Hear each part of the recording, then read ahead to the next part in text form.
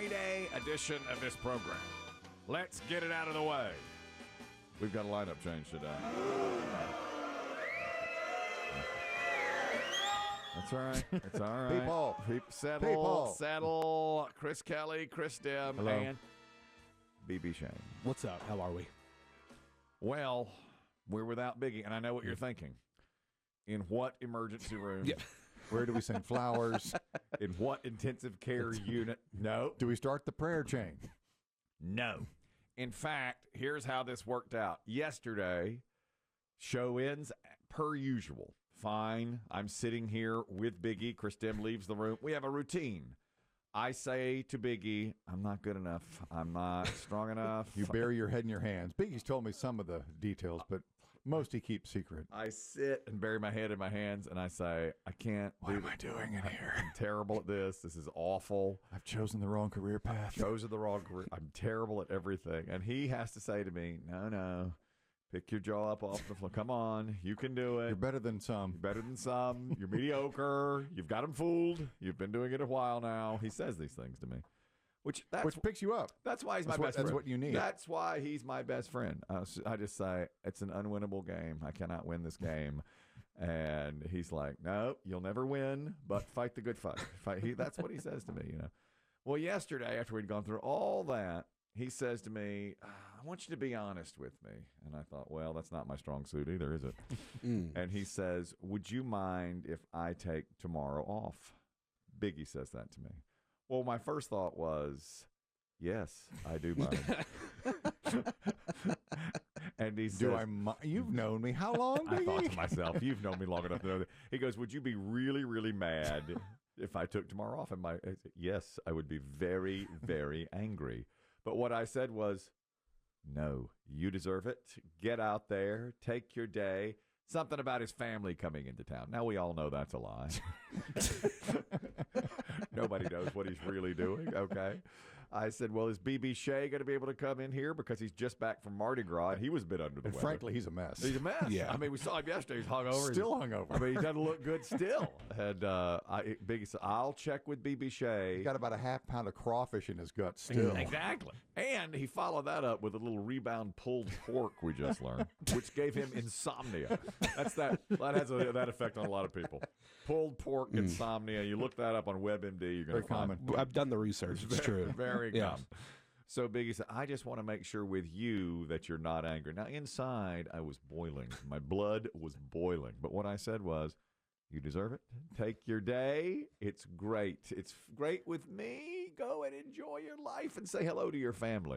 Of course, that bothered me. When I walked down, I went back. I got one of the pillows off the new chairs and screamed into it as loud as I could. Nobody could hear me. Nobody could hear me scream.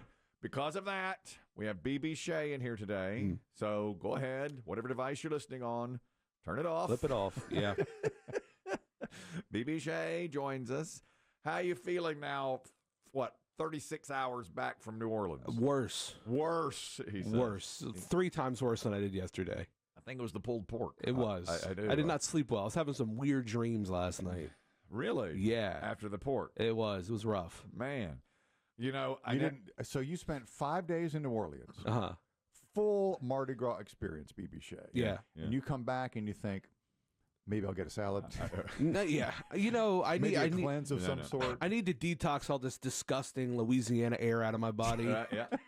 Like, it's a beautiful place, but it's disgusting. Well, yeah. I got to do that this weekend. Yeah, so one more Does day. that sound like a round of golf? That would probably help me out. Tomorrow will be a good day for me. For sure. Nice day tomorrow, from what I hear in our area. You Play get out. 9, I don't know. It's funny you're here because I have because I knew you'd be here. I took the grid and tailored it toward you and your hot takes. Okay. No. Listen to the subject matter we're covering on the grid. We'll get your hot takes on it. The Oscars. Sweet. How many movies did you see? 0. None of them, actually. And he was, I believe, drunk during the entire Oscar. Oh, you were? ceremony. Oh, yes, I was. Yes, I was. Did you? I forgot it was on until the next morning. And you want that hot take? All right, next. Okay, Yeah. next. Daylight saving time. We're going to get your, don't worry, we're going to get your hot take on daylight saving Is that time. soon? That is Tomorrow night. That is tomorrow night, Sunday Oh, morning. gosh. We spring forward. Okay. The Sunshine Protection Act has yet to be adopted by this nation, yet to be signed into law by President Trump. So we are springing forward, and presumably we will be falling back come November. So we'll get your take on that. And this is fortuitous. I just got a letter in the mail, and I knew what it was. As soon as I saw the envelope, I was like, oh, that's going to pertain to BB Shay. I get these about once every 10 days. For backstory, about 3 years ago, I admitted on our air that I cannot stand a word for flatulence, the 4-letter F word for flatulence. I hate to even say it. I'm going to have to say it here in a moment. Yes, it's one of your prissier takes. Some said the prissiest. Do you know earlier this week I was called a pab, Biggie and I both, because we said 3 very vulgar words strung together. pussy ass bitch. Okay, a pab, and Biggie said they're calling us pabs in here.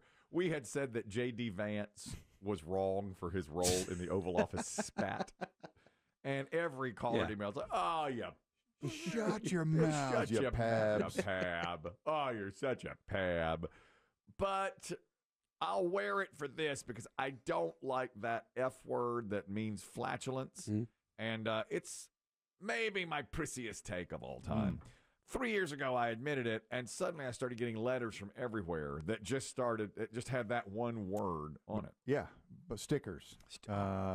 Mugs, hand huggers, needlepoint. Yes. Yes.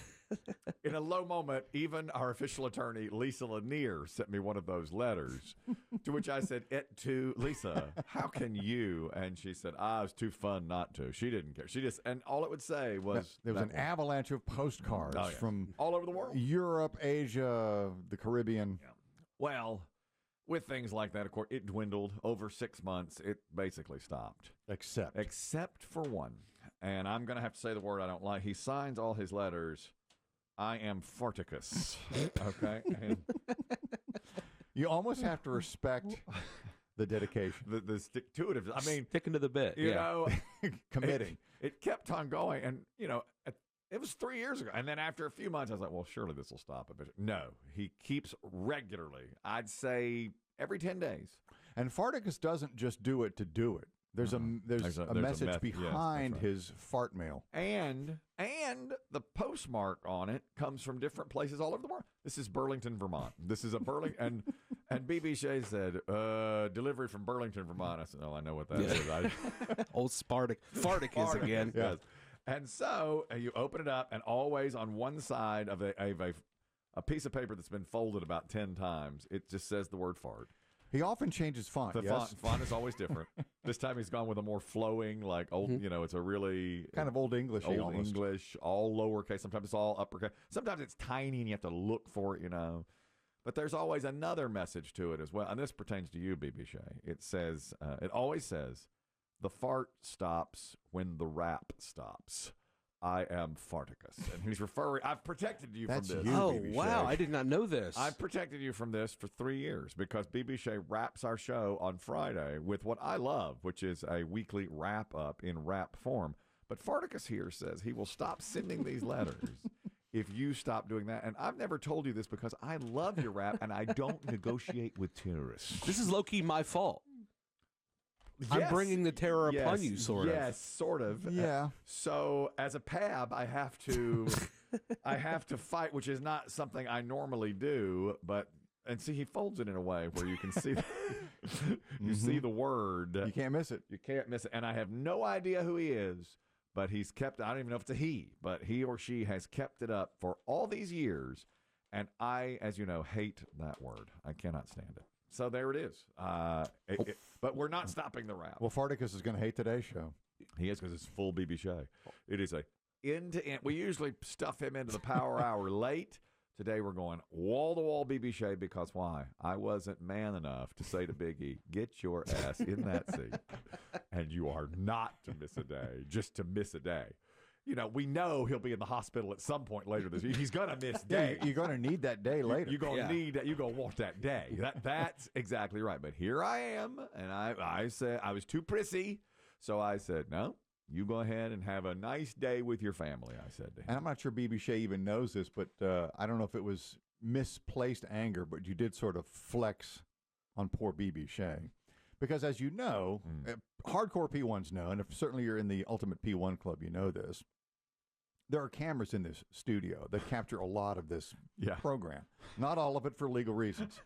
And several months ago, our engineer enabled Chris Kelly with a flick of his mouse on his computer at his desk. Correct. To just turn on the cameras. Yes. What did you do today an hour ago to BB Shea? Well, there's even more backstory. Used to, I'd have to walk downstairs to do the cameras. And I always thought to myself, Biggie should be doing this, but what can he not do? Walk down the stairs. So our engineer hooked it up for me so I could do it from my computer. But it takes about 90 seconds. I mean, there's a little this and a little that to do. So when BB Shay came in today, I thought to myself, he can walk down some stairs. So I'll do it. You do it. I'm not going to sit here for 90 seconds clicking the mouse. Make him jump. You do it. You go do the Still hungover. And still exhausted. But he's such a great team player. He just did it. And you look great, too, by the way. Of course, when I say that to Biggie, he usually goes in for hospitalization. But you look fantastic today. But I did. I flexed on you and said, let him. And I mumbled to myself once the phone hangs up. I'm sure you did. I bet he never asked Biggie to do this. How can I? He's physically unable. Never has. He's physically unable. You are correct. I tried to move the apparatus into this room so Biggie could do it, but that was unable to be done. So that's classic misplaced aggression. I apologize. Yeah. Transference. I thought of you yesterday, too. And I've laid out the grid for BB Shay. The BB Shay grid. Yesterday, I was in the gym, and there was a song playing. I had no idea what it was. Some rap song, okay? And the coach said on the loudspeaker, sometimes they make little jokes or make little comments, and she said, I apologize to any fans who are involved with this beef. I made this playlist before I knew Drake and Kendrick Lamar had beef with each other. It was a while ago. And so I assumed that one of them was rapping or singing, but I didn't know which one. I thought, boy, BB Shay would know this. You're on the Kendrick Lamar team. Yeah. Did they sound like a pedophile when he was rapping? I think it was Drake. I did. Okay, I think it was Drake because it was an older thing, and it's like, but that's Drake. But I didn't know that. I'm always missing references to stuff like that. I shouldn't. There's a guy who just interviewed Chris Demm. His name's Ryan Hoppy. He does a podcast called The Hoppy Hour. Uh-huh. And here's how I've handled this. Biggie has been interviewed as well. He I think it was last night. Yeah, we met with him years ago at a convention, a radio convention, and he's been in we've seen him as a college student, and he's gone on to do this. He's built like a podcast empire. Yeah, yes. His name is Ryan Hoppy, and it's called The Hoppy Hour, which I thought was pretty cool. Mm-hmm. So 2 weeks ago, he emails and says, "Can you be interviewed on The Hoppy Hour?" And I did what I always do: delete. I'm sure the thinking Kelly process in your mind was he'll email back in 6 months and you'll say, oh, I never saw that. Oh, man, I'm sorry. Did you email? I didn't see it. We're having some issues. Unbeknownst to me, Chris Demm and Biggie do the interviews. So I'm copied on thank you guys so much for doing the interview. Still waiting on a reply from Chris Kelly. I was like, all right. So now I'm scheduled to be interviewed on Tuesday. And Chris Demm said when he was interviewed, although I haven't heard it, that Ryan Hoppy on the Hoppy Hour asked Chris Demm, how would you like to be remembered when your radio days are done?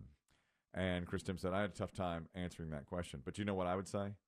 I want to walk down the street and have someone say about me, there goes Chris Kelly, the best there ever was. You. The best there ever will be. That's how I want to be. That's how I want to be remembered. When do you want to start working on this? That's going to be trouble. Greatness. That's going to be. I'm going to have to really right at the end put in a lot of work. Because we've wasted a long time. Yeah, it's 26 years. Right. It's like you're a senior and you've got the college transcript. I've got nothing on my application. I got to cram and start doing stuff now. But that's how I'm going to. If he asks me, how do you want to be remembered? I'm going to say, there goes the best that ever was and the best that ever will be at his craft. We had a round of radio layoffs yesterday at a bigger company, a big, huge company. And I hate it when that happens because we had some people. I don't even met these people. We compete against them, and they were laid off. And I saw a couple of their videos today, no longer working, out of the blue. It's happening in a lot of industries, of course. We've gone through it here. You know how that goes. And one guy said he had been at the radio station for 10 years, and he said, I've enjoyed every single second of every single day at that radio station. And I turned to Chris Demm and I said, well, that's a lie. You could never say that with a straight face. No. Every single second? You could never say that with a straight face. I've enjoyed every single second of every single day. And I said, no, that doesn't. Let me ask you this on podcasts or on videos like that. One person we saw, it was like about 45 seconds. And they were like, okay, is this thing on? I think it's being recorded. I'll see. You know, I hate that when I listen to a podcast. It's like, come on, just start. You know it's recording. You know it's recording. Yeah. Don't give me the whole, well, I think we got it here. Okay, guys, it's like, go ahead and start. You're a podcast. We podcast together. Yeah, for sure. So I thought to myself, I don't like that when a video or a podcast starts and you're just meandering around. It makes them sound stupid.